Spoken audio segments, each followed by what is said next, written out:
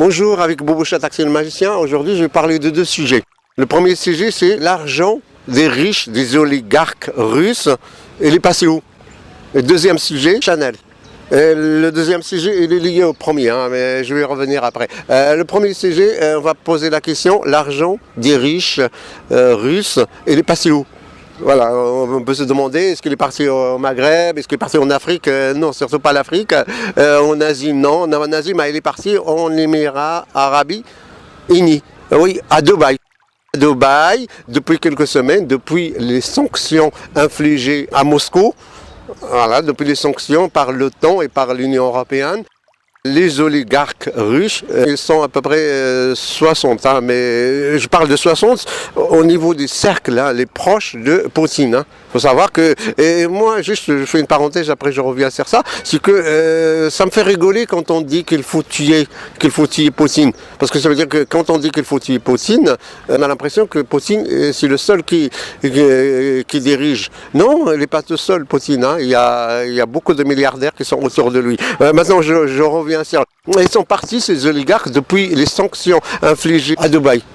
Ils sont partis mettre tout l'argent à Dubaï, ils ont investi largement là-bas, ils ont investi avec leur famille. Pourquoi ils ont choisi Dubaï? Pour plusieurs raisons. La neutralité de Dubaï, donc ils étaient neutres, ils n'ont pas condamné l'invasion de Poutine. Ils n'ont pas condamné, ils ont dit non, c'est pas, non, on n'habite pas là, c'est pas, voilà. Et ça, la neutralité, le premier élément qui a aidé ces oligarques à investir à Dubaï. Deuxième élément, c'est la facilité en fait administrative.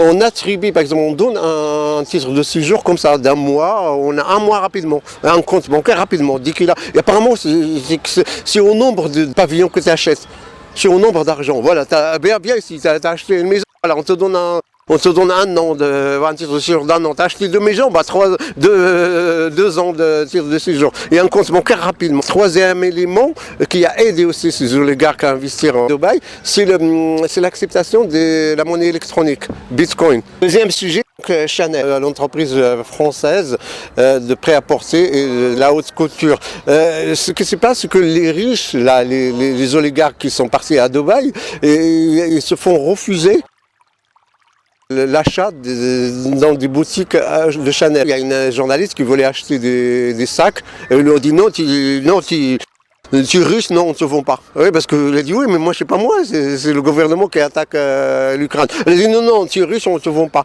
Et du coup, ça a suscité la colère des influenceuses et des Instagrammeuses. Ils ont râlé, ils ont fait des représailles, ils ont pris les sacs et ils les ont coupés.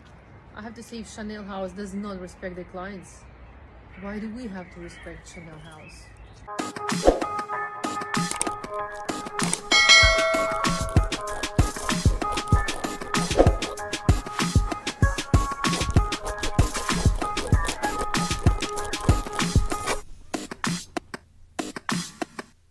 Chez Chanel, regardez, manché, la marque Chanel, voilà. J'ai acheté ça chez Chanel. Voilà. Chez Chanel ne respecte pas le russe, c'est de la russophobie ça. Chez Chanel ne respecte pas le russe, nous on n'est pas obligé de respecter Chanel.